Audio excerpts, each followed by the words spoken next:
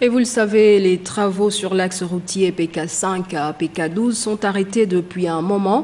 Mais pour quelles raisons? Qu'en est-il de la situation sur le tronçon Bifoun-Njolé? Interrogé sur ces questions, le ministre des Travaux publics apporte des réponses dans ce reportage d'Eric Ndiengi Mbadinga. Les travaux du tronçon PK5-PK12 n'avancent plus. Colas, qui est l'une des sociétés commises à la tâche et dont le slogan est « La route avance », devrait trouver une autre maxime. L'importance de la route dans le développement socio-économique d'un pays l'a démontré. Malheureusement, les travaux sur cet axe se font en dents de scie. Quid de leur reprise? C'est la Banque de développement des États de l'Afrique centrale, la BEDAC, qui a octroyé un prêt, qui a accordé un prêt à l'État gabonais de 25 milliards. Et sur ces 25 milliards, il y a 5 milliards qui sont consacrés au tronçon PK5, PK12 et 20 milliards qui sont consacrés au projet d'énergie. Donc, ce chantier, comme vous le dites, est bien arrêté.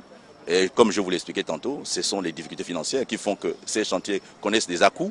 Mais nous veillons, notre devoir, c'est de faire en sorte que ça ne s'arrête pas, ou que lorsque ça s'arrête, qu'ils reprennent.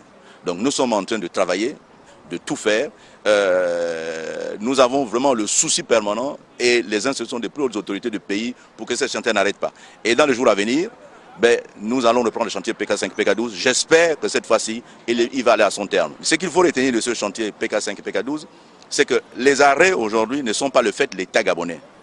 Les arrêts de ce chantier aujourd'hui sont le fait des insuffisances des liquidités financières de la BEDAC, qui est le bailleur de fonds de l'État sur ce projet. À quelques minutes de Njolé, l'érosion a lancé les hostilités. Elle menace de couper la route.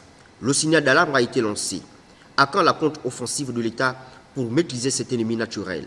La section de route entre Njolé et Bifoun qui risque de se couper va connaître dans les jours à venir un traitement, mais certainement provisoire. Là, nous nous situons dans une difficulté réelle parce que nous n'avons pas les moyens d'intervenir sur cette section. Nous avons les moyens techniques, comme j'aime à le répéter, nous n'avons pas les moyens financiers pour intervenir. Donc nous allons en quelque sorte intervenir pour traiter provisoirement cet endroit pour que le glissement des chaussées n'entraîne pas toute la route et qu'il y ait une rupture de circulation.